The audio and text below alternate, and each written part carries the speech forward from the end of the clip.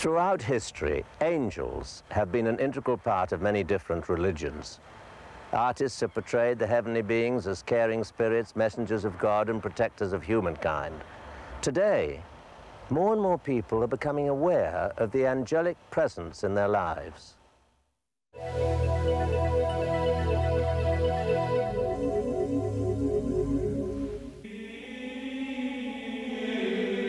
One person who sensed an angel presence in her life and responded to it is Bridget Fonda, who opened an angel store in Pasadena. Whereas I believe that throughout my life I've had angel experiences. Now looking back, and I think that all of us have, it's just a matter of being aware of what that is. Some people call it synchronicity, some people call it a religious experience, some people call it, you know, this weird thing happened to me, or some people call it ghosts or spirits or talking with the other side. And do you think people really believe in angels? Children believe in angels. And most of the time, people never really lose that belief. It gets covered up or they forget. But now, angels are coming back into mainstream and socially acceptable thinking. We interviewed Karen Goldman, who has written books on angels. When angels came to me as a topic, it started just by exploring what an angel is from within. I started getting answers about how everything connects. And, you know, angels as a symbol, everything we know about angels is that they can appear on earth. They're also from heaven. They're with people when they die. They transcend all the worlds. They're messengers between the light and the dark. And this woman named Joanne. Karen told us a story about a woman named Joanne, who is a foster parent for young children and babies. She said that from a sound sleep, a bright light woke her up, and she heard a voice say, "Joanne, get up and sit at the foot of the bed." So it woke her up. She immediately picked up the baby, got up, and sat at the foot of the bed. And as soon as she got to the foot of the bed and sat down, there was a tremendous earthquake, and glass from a great big window that was beside the bed shattered and fell all over the bed and would have cut herself and the baby. We visited Bridget Fonda's angel store to see what sort of angels we could find there. You really do have every kind of angel here. I try. Why did you open the store? I had a series of sort of angelic experiences, and the first of which was my little friend died last year when he was 2.5. His name was Gavin Murray, and he was like a living angel. And when he was alive, I made a lot of angel paintings for him. He died of cancer. He was a big inspiration for the store, and I have felt his presence a lot. Bridget, I've never seen a pair of angel wings this big. Where'd you get these? These wings are the result of one of the hundreds of synchronistic events that went to the opening of this store. I was shopping one day and I saw this man across the room, and he had these rare Indian beads on, and at one point he looked over, and I took that as an invitation to ask him about these beads because they're very rare, special beads. And I said, "Did you get those in India?" And he said, "Yeah. Have you been to India?" And I said, "Yeah, several times." And he said, "Were you there in 1989? And I said, "Yes." And he said, "I remember you." And we had been at the same ashram in 1989, and he remembered me. I didn't remember him. But anyway, we started talking. At the end of our conversation, I handed him my card, the angel store, and he said, "The angel store, I was just on the phone about my angel wings." And I said, "You're what?" And he said, because I'd been looking for angel wings for the store, and he said, "Yeah, let's put them in your store. I made these wings for Sharon Stone for the cover of Premier magazine. They're really beautiful. I'm sure you'll love them." And everybody loves them.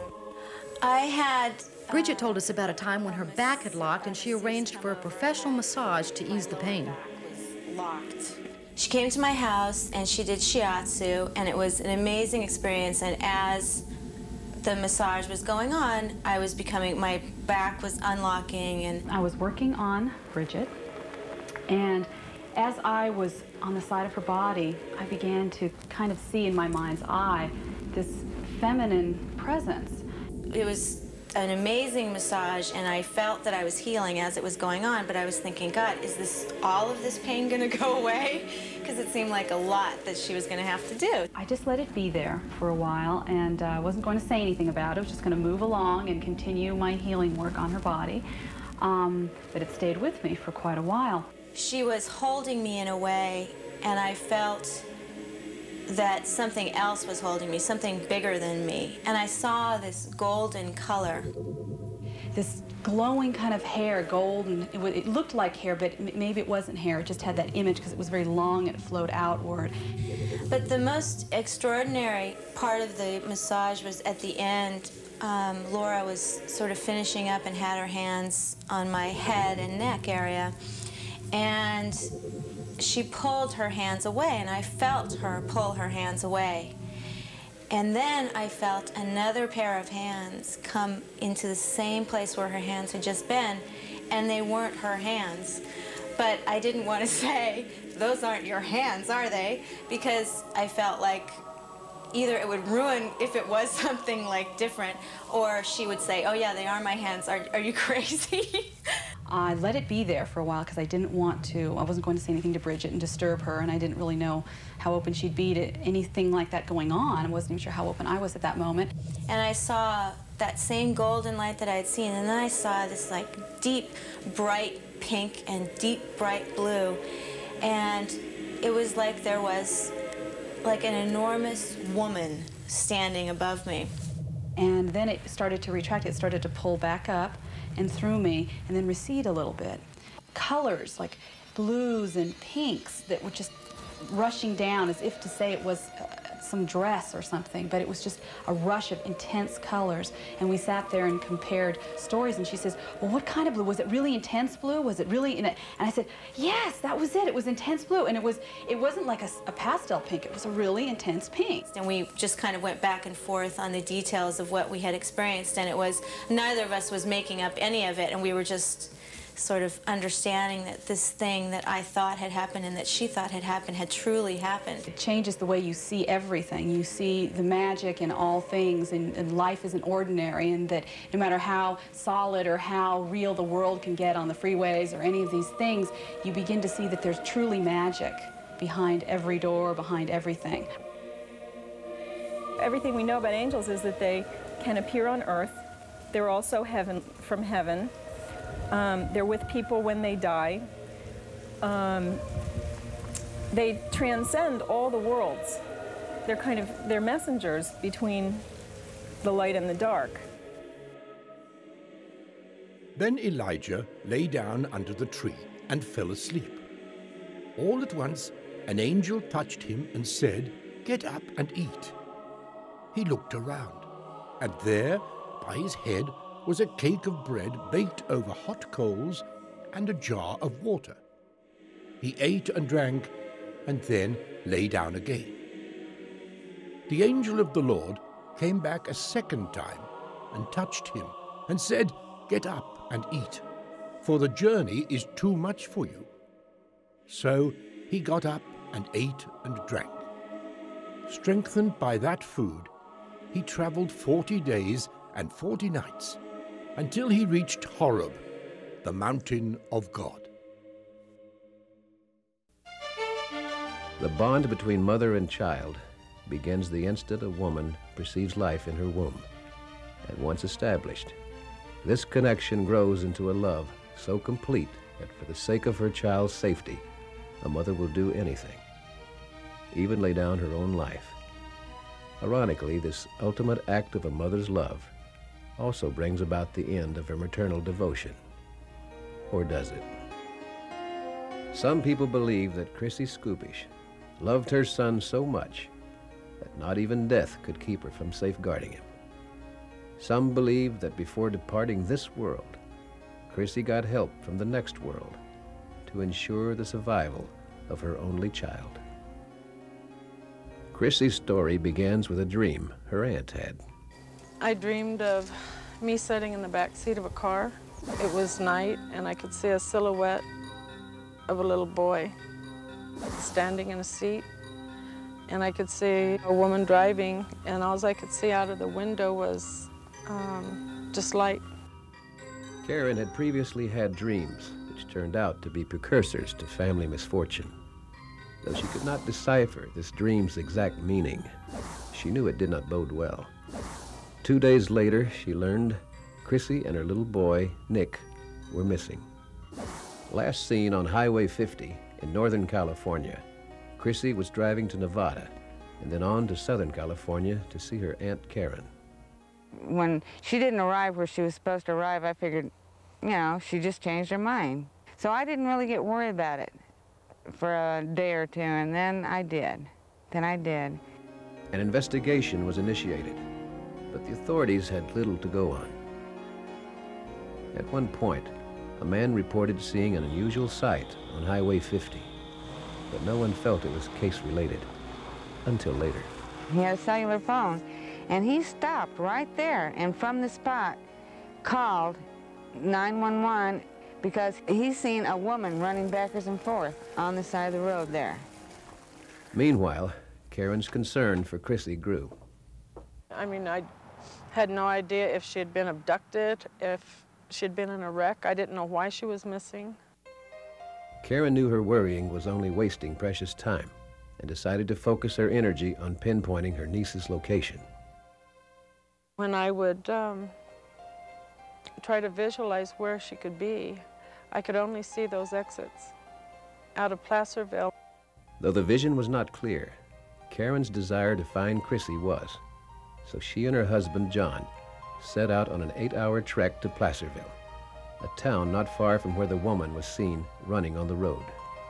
At about the same time, Deborah Hoyt and her husband, Nicholas, were leaving Placerville. Like Chrissy, they were driving toward Nevada on Highway 50. Deborah was watching for deer, but what she saw was the most shocking thing she'd ever witnessed.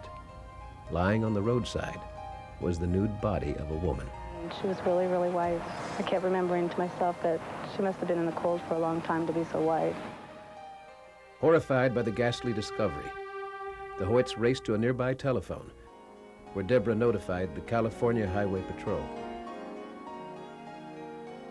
She stood by and waited for them and went into the CHP vehicle with one of the CHP officers and searched the area. However, they were unable to find anything. They thought it was kind of strange because she was very sincere in what she believed she saw. But what had Deborah seen? Though the officers conducted a thorough search, a body could not be found, nor was there evidence that one had ever been there. Was Deborah mistaken? Was there really a nude woman on the road? She was serious and believed that's what she had seen, and was still upset when they weren't able to find the body which she believed she'd seen. As the officers investigated Deborah's claim, Karen had another premonition. I just felt there was going to be something on the side of the road that would be a belonging, a toy, a ring. I didn't know. If Chris had been there, there was going to be something I was going to find. Karen arrived in Placerville about dawn and notified the sheriff's department that she and her husband planned to search Highway 50 on foot to find whatever that something was. Deputy Strasser was on duty at the time, and seeing the determination in Karen's eyes, decided it would be best if he accompanied her. With Karen and John a distance behind him, the deputy led them down Highway 50. Because it was now daylight, Deputy Strasser felt he should also follow up on the Deborah Hoyt sighting. He drove to the spot where the nude woman had been reported. When he got there, he didn't find a body, but he did find something that was not there the night before. Near what we call Bullion Bend, east of Pollock Pines, I found a child's tennis shoe in the roadway. The shoe was Nick's, and further investigation revealed the wreckage of a car. The car was in pretty bad shape. It had hit a tree and kind of tumbled a little bit. And I found in the driver's seat, I found a white female. It was Chrissy. Unfortunately, she had perished in the crash. I looked over and I saw a young, nude boy basically lying in the passenger seat in a fetal position. And I believe both of them were killed as a result of the accident. But Nick was alive, a fact many found amazing, because the 3.5-year-old had been without food or water for over 5 days.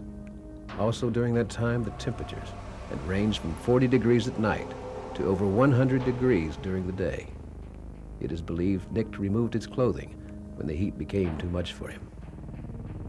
Suffering from hypothermia and severe dehydration, Nick was rushed to a nearby hospital. The doctor said if Nick had been there another hour, 2 hours, that he wouldn't have. I mean, Nicky was close to death when he was found. But thanks to Karen's premonitions and Deputy Strausser's police work, Nick was found in time and recovered. But what of the dead woman on the roadside? Is she owed a debt of gratitude as well?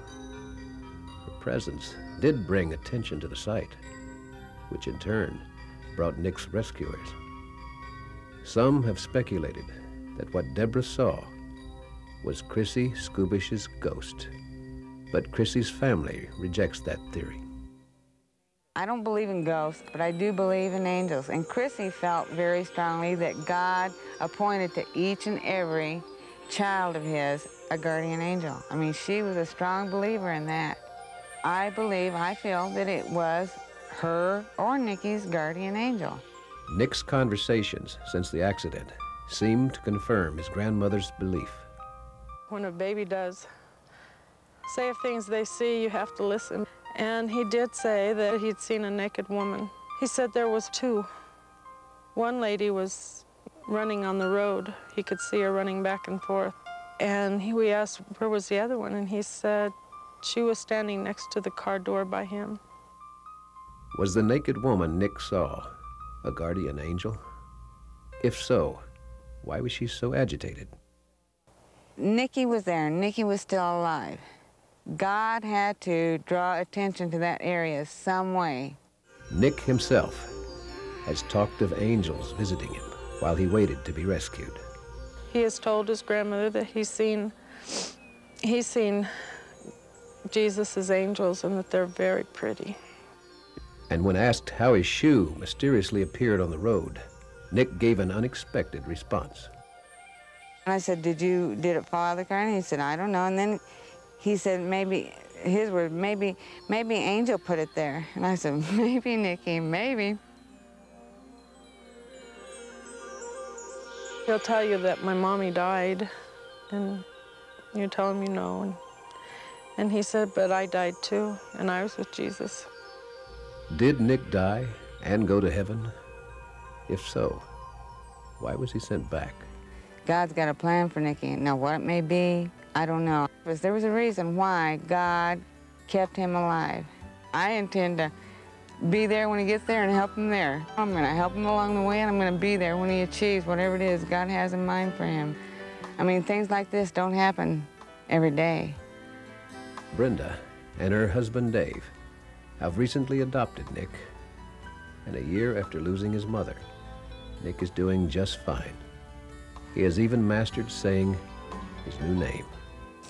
Nick Anthony Skubish Strassenbach. Let's go play.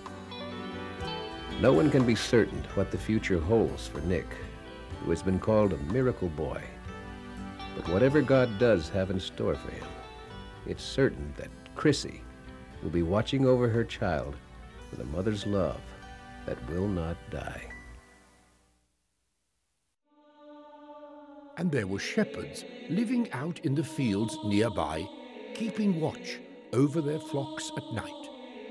An angel of the Lord appeared to them, and the glory of the Lord shone around them, and they were terrified. But the angel said to them, "Do not be afraid. I bring you good news of great joy that will be for all the people. Today, in the town of David, a Savior has been born to you. He is Christ the Lord. This will be a sign to you. You will find a baby wrapped in cloths and lying in a manger." Suddenly, a great company of the heavenly host appeared with the angel, praising God and saying, "Glory to God in the highest, and on earth peace to men on whom his favor rests." In 1979, actor Erik Estrada was living the Hollywood dream. a dream which began shortly after he was cast in Chips, a television series about the adventures of the California Highway Patrol. But it was because of this very dream that in an instant, Erik's world became a living nightmare. It began with the filming of a routine action scene. It was a shot where me and Larry Wilcox, who was my partner on the show, and we're running out of a building, we jump on the bikes, and we're chasing a car. But then something went terribly wrong. And instead of being seated on top of his motorcycle, Erik suddenly found the massive bike on top of him. The first one to my side was Larry Wilcox. It was obviously pretty serious, but I didn't know. And having been in the Marine Corps and Vietnam and all that stuff, I was pretty used to that kind of situation. And he kept me from going into shock because he kept me in the present. And he was quite helpful because at that time, my lungs were punctured. And I had a big gash, but there was no blood coming out of my body. It was all internal bleeding, and it was filling up my lungs. So I had to really suck air on my own, and then the pain to boot. And then the ambulance came, and I rode with him in the ambulance to the hospital. And then it got really serious. I'll never forget it. I could see in his eyes death. And I've seen it, you know, I know what it looks like. There's a fear in their eyes that's beyond normal fear. It's almost like the spirit's leaving the body. Though the finality of death loomed over him, Erik's will to live kept him conscious while the doctors raced to save his life. They lay me down on a slab. They start cutting the clothes away, the boots, the uniform off me. I recall the priest coming in and giving him his last rites. They had anticipated that he had ruptured his aorta in his heart, so, you know, it could be in a matter of seconds. And they had to do either open heart surgery immediately or he would be dead. But then some miracle happened. He didn't have to have open heart surgery. But Erik's other conditions, including collapsed lungs, numerous broken ribs, and several unspecified internal injuries, required that he be transferred to a different hospital. So then I was helicoptered from there to UCLA by the Sheriff's Department, and it was in the intensive care unit at UCLA where I had an out-of-body experience.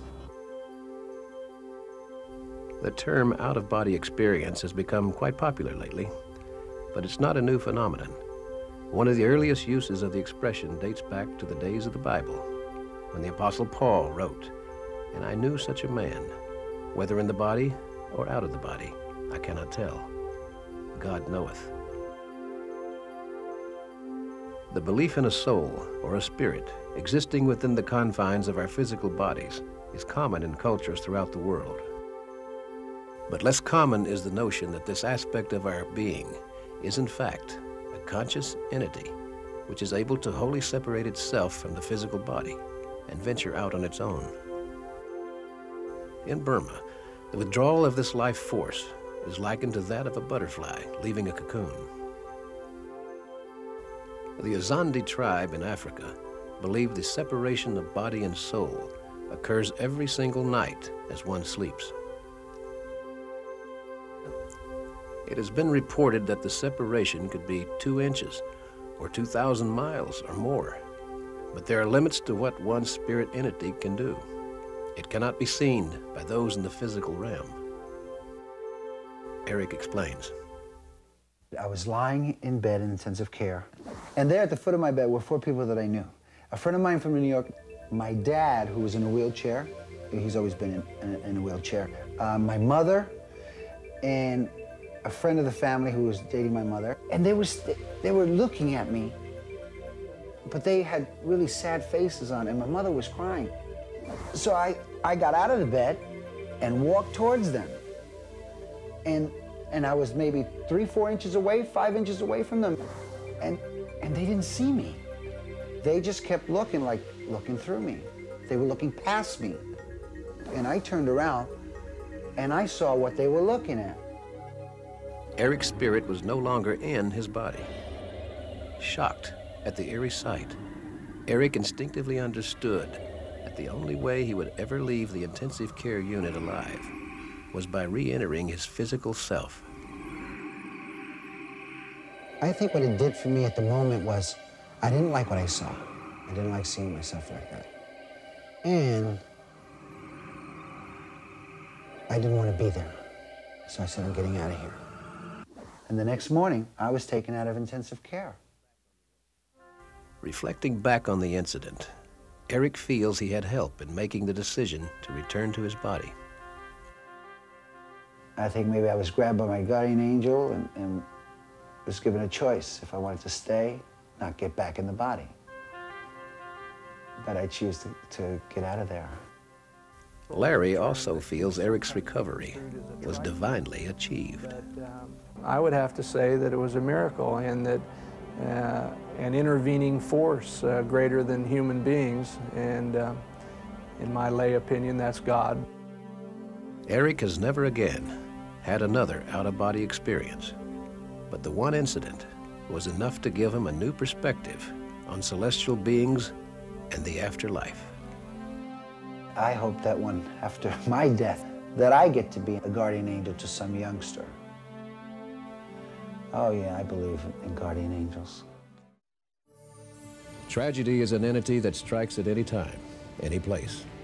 No one can prepare for the horrors that may arise in life. It's something that most would rather not think about. One young lady, unfortunately, had no choice. Here's her courageous story of survival. On just an ordinary morning, a woman did the most extraordinary thing. As flames engulfed her neighbor's home, she confronted the raging fire head-on, while 70% of her body was still covered with unhealed burns from her own horrific encounter. It all started with a trip Rennell and Terry Wallace had planned to try to patch their broken marriage. With their own small aircraft, the world's problems were beneath them. But with this trip, a little voice warned Rennell not to go. The feeling came so strong that I literally started to pull a pad out from behind me and started to write out my last will and testament. I begged her not to go, but for some reason she had the feeling that she had to go, that it was something that she had to do. A heavy storm hit. Things started getting out of control. We saw a little dirt road, and he says, "That's it, Rennell, we're going to make an emergency landing on that dirt road." After a very shaky landing, Rennell and Terry were just glad to put their feet on solid ground. Rennell refused to get back in the plane. Being in a small, faraway town, Terry said they had no other option. He says, "Rennell, there's an airport that's only 15 minutes by flight." He says, "What can happen in 15 minutes? Once in the air, Rennell could almost immediately see the dim outlines of the next town through the dense fog. She took a deep breath. They were going to make it after all. Plane came into a mountain head-on, and we hit the mountain at 200 miles per hour. And parts of the plane started to fly everywhere. Sparks were coming up out of the plane. I saw a little cliff, and I knew that once we had nosed into the cliff, that it would be over. And just literally within moments of crashing into this large pile of rocks, we came to a dead halt. I was shocked. I said, "Oh my gosh, we just survived a plane crash." Because at that point, there was not a scratch or bruise on me. And Terry started screaming, "Get out, get out!" I quickly started to undo my seatbelt. As I did, I noticed the shoes on my feet started melting like butter off my feet. The fuel inside the aircraft met with the flames outside. It just was an instant inferno. It felt like someone took a blowtorch, lit it, and it just inflamed right in your face. And then just then, as you see a strong, muscular hand kind of like this, came out kind of from behind me like this. I just saw a little bit like that, and I just felt this. I just felt peace and tingling go from the center in both directions, and I felt I wasn't going to get hurt. On the other side of the plane, Rennell was on fire. The pain of the flames literally drove me down to my knees. I started to crawl across the wingtip as the flames were coming up along the side. The drizzle finally doused the fire on Rennell's body. As I sat on the rock, the smoke started to come up over my body, and there was a dead silence. The aircraft was now a pile of melting metal, swallowed up in the blaze. Terry was nowhere in sight. At that moment, I started to notice a movement inside the flame. It was Terry, walking out of the flames toward Rennell. As he came over to the end of the wingtip, he started to look in the fog, kind of bewildered. He says, "Rennell, where's the man that pulled me out?" I said, "Terry, there was no man." No one had seen or heard the crash. A grueling 5-mile hike down a mountain through a dense forest began. They had no idea where they were going. Eventually, a truck driver noticed the horrifying sight beside the road. For the first time, I saw myself in the mirror and I started to scream. My head was swollen out to the distance of my shoulder. My face was black and charred. The physical and emotional pain overwhelmed Rennell. Her body went into shock, and then cardiac arrest. And at the moment it became very black, I started to feel like my feet were going first into a very tight tunnel, and flashes of light started flashing by me at great speed. What was similar to other near-death experiences, Rennell also encountered a vision that would force her to cling to whatever life was left in her. I moved into the path and I saw a young man coming toward me. He was tall and he was handsome. This young man told Rennell that she had to return to Earth, that he needed her to be there in order for him to be born.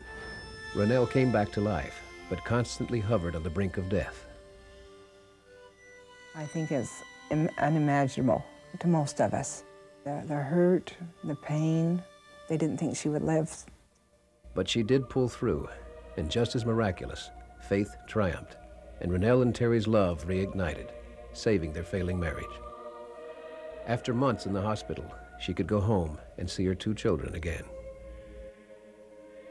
Coming home was probably the hardest moment that I think I can remember, because when I came home, I was wearing this mask.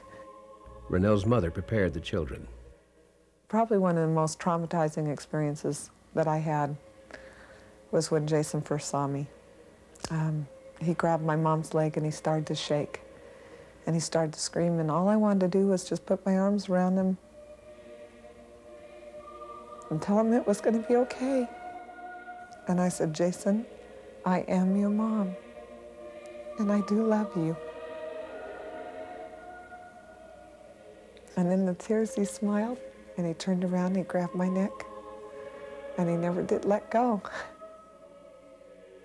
After hundreds of operations and skin grafts, Rennell was finally on the road to a long and traumatic recovery. But one morning, months after the tragic accident, Rennell faced her biggest obstacle yet. I had just unwrapped all the wrappings off of my body, and they were on a pile on the floor, and Terry had just come out of the shower. Terry noticed the neighbor's house was on fire. I ran to the front door. I started banging on it, and no one answered. She ran inside the garage. The smoke was very dense, and I started to choke. Screaming was the only thing she could do to wake the family inside the burning house. Once everyone was safely outside, it was just a matter of minutes before the house collapsed. In her speaking, in her book, she's done a lot of good. She's come a long, long way. A long, long way. She's touched a lot of hearts and a lot of people, so that the experience has really turned into somewhat a positive thing. And to hear her speak makes me proud. I look at her every day and just wonder, how she's still here. Rennell and Terry had only one more wish, to have more children. They told me I'd never have kids again. Once again, Rennell beat the odds, but shortly before giving birth, she had another vision. And as I was laying there on the bed, I saw an image of a young man standing next to me. And he said, "Thank you, Mom."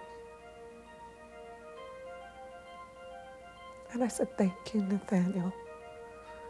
And that moment they came in, they turned me around and I had my son.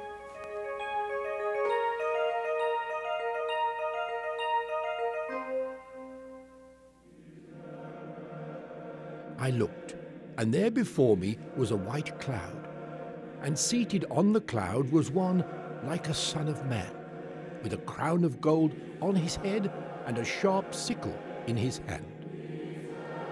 Then another angel came out of the temple and called in a loud voice to him who was sitting on the cloud, "Take your sickle and reap, because the time to reap has come, for the harvest of the earth is ripe."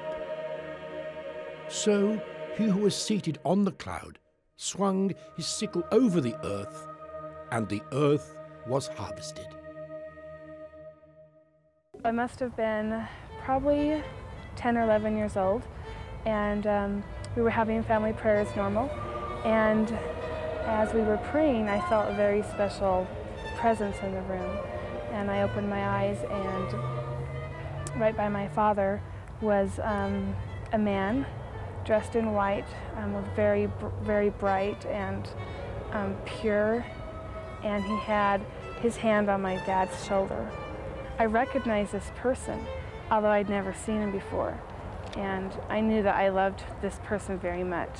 When Laura's brother Matthew was born a year later, she instinctively realized he was the person she had seen in her vision. I know that Matthew was an angel and that he came before he was born. Near-death experiences have given us a glimpse into what many people consider to be the afterlife. But now the question arises, could there be a life before life? Much of our research includes parents who have seen an unborn child before it has been born or conceived. We might look at the pre-birth experience as part of a continuum, Earth life being in the middle, and life after life going off into eternity this way. But where did we come from before coming to Earth? That's the pre-birth research. Another category are children, specifically, who remember their premortal life. Loretta Park, mother of 5, has first-hand experience. Starting out as an ordinary car trip home, Chad, at the time 4 years old, called his mother's attention to a building next to the road.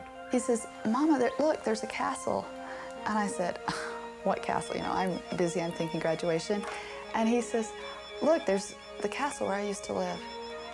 And just then I just knew that this was not an ordinary conversation we were having. This was a little different. He says, that's where he lived before he came down, that he had seen me and Rod and Brandon and Nicole before he came down. And he said that's where Jesus lived. Even more astonishing was what Chad revealed to his mother next. And he says, "My little sister's up there and she's crying because you forgot her." It was then when Loretta remembered the extraordinary dream she'd had only a few years before. It was like I was in this wonderful place, and there was this room with all these pictures in it, and there was all these women in there. And this one picture was of a beautiful little girl. She had long blonde hair and big blue eyes, and I thought, oh, she is so pretty. And I turned to this lady who I remember thinking she's my aunt, and I asked her, I said, "Who is this little girl?" And she says, "Well, that's your daughter." Although the dream made a deep impression on Loretta, she put it in the back of her mind. I kept thinking, I don't want any more kids because I've got 4 and I don't want another one. But when Chad told her about the little sister he knew was waiting to come to their family, destiny was bound to take its course. Loretta gave birth to her 5th child, Jenica. It was indeed a little girl, and the very one she had seen in the dream. Incredible as it seems, the pre-birth study has shown children all over the world telling the same stories of a life in a realm beyond our wildest expectations, a life before they were born. Most of these children describe eagerness to come to Earth, but a sense of forlornness over leaving a loving heavenly home. Others describe leaving a celestial sphere that is filled with light and love and peace, traveling through space, seeing the Earth off in the distance. But most of us can't even remember our first years of childhood, let alone before we were born. That is part of life, says Sarah Heinz, author of Coming from the Light. Elizabeth Kubler-Ross talks about this line right here, which most people have. And she said, that's where the angel put her finger on you before you were born to erase the memory of your premortal life. Generally, this memory begins to fade at around age 5. Taken from the point of view that life before life exists, the Heinzes speculate that we even have a choice over our destinies before we come to Earth. I do believe we have a choice and even choose our parentage and the places on the earth that we come to. There are things that cannot be experienced in the spiritual realm of our heavenly home that we have to come here and go through in order to continue our progression, our understanding. I believe we're shown our earth life before we experience it, through the foreknowledge of God. And a déjà vu is actually a memory of that foreknowledge. And remember little Jenica, who was so eager to be born to Loretta and her family. There is yet another story. She's about 2, 3 years old. She starts saying, Grandma Liz told me this, and Grandma Liz told me that. And I asked her one day, I says, who's Grandma Liz? She says, oh, she took care of me before I came here. And I says, well, what did Grandma Liz look like? She says, oh, she was a nice lady and she had long dark hair. Loretta couldn't figure out who Jenica was referring to and didn't think much about it. But one day, visiting a cemetery, something inexplicable happened. We're driving up there and she just started getting ballistic. She was, Grandma Liz, Grandma Liz. And my mother-in-law didn't believe me about her talking about Grandma Liz, and she says, what is this about Grandma Liz? I said, I don't know. Jenica just jumped right out of the truck and started running. And I was so scared. I thought, what is going on? So I got out of the truck, and she had run right to this headstone, and it said Elizabeth Curl on it. And on it was a picture of a woman with long, dark hair. But I thought, that is so odd. And then she never talked about Grandma Liz after that. It was just odd. It's fair to accept that children often get carried away with their imaginations. After all, that's what childhood is all about. But with the enormous amount of research collected to substantiate this new phenomena, much like early near-death studies, isn't it worth listening more closely next time? For all we know, in these children's stories might lie all the answers we are so desperately looking for. Then I saw another angel flying in midair, and he had the eternal gospel to proclaim to those who live on the earth, to every nation, tribe, language, and people. He said in a loud voice, fear God and give him glory, because the hour of his judgment has come. Worship him who made the heavens, the earth, the sea, and the springs of water. In a near-death experience, people have claimed a journey to the other side, where it is incredibly peaceful and serene. But not everyone who returns from the edge of death comes back with those feelings. There are some whose life after death encounters were full of darkness and torment. What they saw and lived to tell about was a glimpse of eternal damnation. Richard, keep my wedding rings and tell Alex and Jacob how much I loved them, and that this is not their fault. I can't do this anymore. I love you. Please understand. I just can't do this anymore. Suicide, the final act of those who feel life's problems are so overwhelming that the only way they can cope is by ceasing to cope entirely. Angie Finnemore was such a person. But during her suicide attempt, Angie discovered the turmoil she was facing in this life was nothing compared to that which awaited her in the afterlife. Hell is a matter of suffering, and I was in hell long before I took my life. Where I went was just a manifestation of what I was already experiencing. I wanted so badly just to end my life and to be done. And what I found was that I took all that with me, and it was multiplied, just intensified beyond anything that we even have the power of understanding in this life. And so it was absolutely the worst thing I could do. There was no escape. Angie was the product of a dysfunctional home. Her mother left early on, and Angie assumed the responsibility of taking care of her younger sister and her father, an alcoholic. The young girl carried out her new role as best she could, but the situation began to deteriorate, and eventually Angie became a victim of psychological abuse, sexual abuse, and was consumed with feelings of utter worthlessness. At 19, Angie attempted to neutralize her ongoing mental anguish by getting married and having children. But she soon realized that having a family of her own would not free her from her secret misery.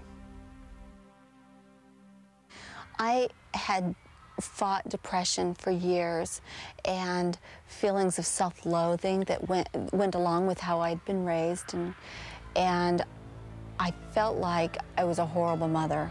I felt like I was dooming my children to a horrible existence, and I felt like I was actually going to be doing my family a favor by leaving them.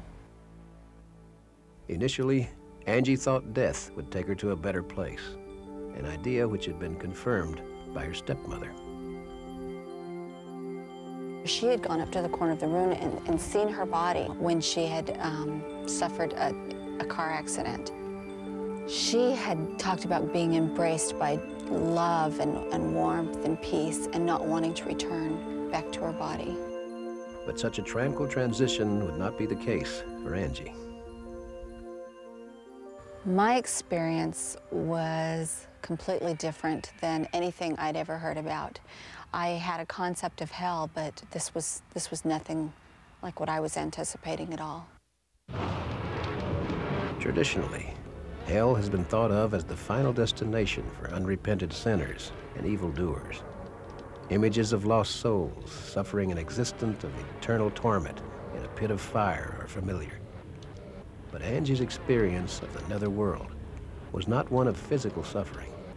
Instead, she found hell to be a place of unrelenting emotional distress. Angie's journey into the abyss began one cold January morning when, after failing to end her life by slashing her wrist, she took an overdose of pills and laid down on a couch to die. When I was dying, I could feel this tremendous energy encompass me, and I could feel my spirit and my body separating. And it was very powerful and far more real than anything I've experienced in this life. As her spirit left her body, Angie became aware of images racing toward her. What I saw was actually my very first memory, and that was of being born.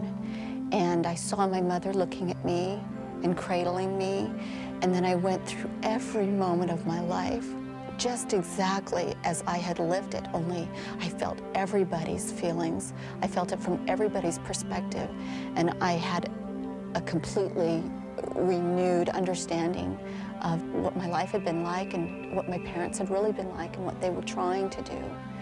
And I found it very interesting that my mother was such a significant part of my life. I'd forgotten most of my memories with her because she had left when I was 9. And most importantly, I think I understood that she loved me. As Angie continued to look back on her life, she began to sense that she wasn't alone. I could feel a presence with me. I could feel a person with me. I knew he was male, and I knew he was viewing my life with me. Eventually, Angie's review of her life ended as it began, with her suicide. I went all the way to the point where I was lying there on the couch, and at that point I was surrounded by darkness. Angie then felt herself descending into another plane of existence, where she became aware of other disembodied spirits who had chosen the path of self-destruction. They were all kind of mumbling to themselves, completely self-absorbed, caring nothing about anybody else there or about anything but themselves. What was going on was that these people were reliving this worst experience over and over and over again, reliving this agony that they were in, this turmoil, whatever it was that had caused each of them to take their lives. Angie, as well, might have been doomed to this ironic existence for all eternity had she not been called upon. I heard a voice, and it said, "Is this what you really want?" And I looked to see where the voice was coming from. The words had come from above. I could see a pinpoint of light that looked just like a little star, and it grew in intensity and came toward me very quickly. But the light wasn't a star. It was a being who was made of light. And as he approached, I realized that this was God. I didn't have to be told. It was like the universe reverberated his name. And then he said, "You can't take your life. It's not yours to take. And life is supposed to be hard. You have to pass through these things. All of us have done this." And I was filled, as he spoke to me, with understanding about the purpose of life and what we're doing here and how important it is to think about how you treat other people. And then I felt another presence standing next to him. And I realized it was the same being that had been next to me during my life review. Though Angie could not see this second presence, she sensed an inexplicable connection with him. I could feel this incredible love and peace and compassion coming from him, and pain as well. And I knew that this was for what I had done. And then I heard him say, and I still couldn't see him, but I heard him say, "Don't you understand? I've done this for you." And when he said those words, I understood that I was in the presence of the Savior of the world. And I could feel what he had done for me. I was taken into that experience, into when he suffered for me. And I caught that moment of his life and understood that this was a very real and literal thing that had happened. And then I was shown what would happen to my children if I were to take my life and remain dead. And my oldest son in particular was harmed so terribly by the grief and the pain that he would have to suffer through his life that he was rendered incapable of even completing his mission here successfully. With the knowledge of the potential fate of her children, Angie's desire to die disappeared. And it was at that point that I was ready to come back. I think I just needed to understand that my life is not my own, that what we're doing here is so important, and every life that we touch is important. Angie's return to her body was instantaneous. When I came back, I rushed very quickly through the darkness, and when I opened my eyes, I was lying on the couch, and I could feel all the pain that I'd experienced, the drugs that I had taken, and my husband was coming through the front door at the same time. Looking back on the incident, Angie now realizes how she came to a place where she felt the need to kill herself. I didn't get there because other people had done things to me as much as that I had chosen not to overcome the things that are intentionally given to us, problems, things that we need to overcome so that we can grow. I still have trials that I have to overcome, but the important thing is to find happiness and to actually make happiness. Recently, Angie gave birth to her third child, David, and the happiness which his presence has brought to her is clear. I've often wondered how come I was permitted to come back, and all I can really say about that is that I am filled with gratitude that I was. I don't know for sure. All I know is that I still had purpose here, and that I was important, especially to my children. In her book, Beyond the Darkness, Angie chronicles her most amazing journey and details the information she was given about a scheme to land us all in hell. One of the things that I was told is that there is a being of darkness, that he's very organized and that he has concourses of dark angels that assist him. And their main purpose is to thwart the plan of God, to direct those of us who are here in mortality to do harmful things. But because of Angie's harrowing experience, she knows she can avoid the plans of the Prince of Darkness by living her life in the light. And by doing so, her life has improved immeasurably. Yeah, life is great, and being in the light is wonderful.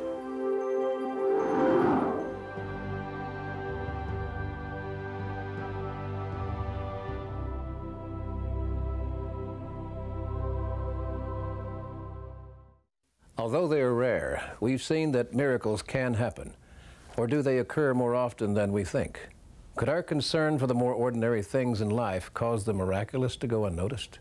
Just think, right now, somewhere in the world, a miracle is happening. Who knows? It might just be the one you've been looking for. Thank you for joining us.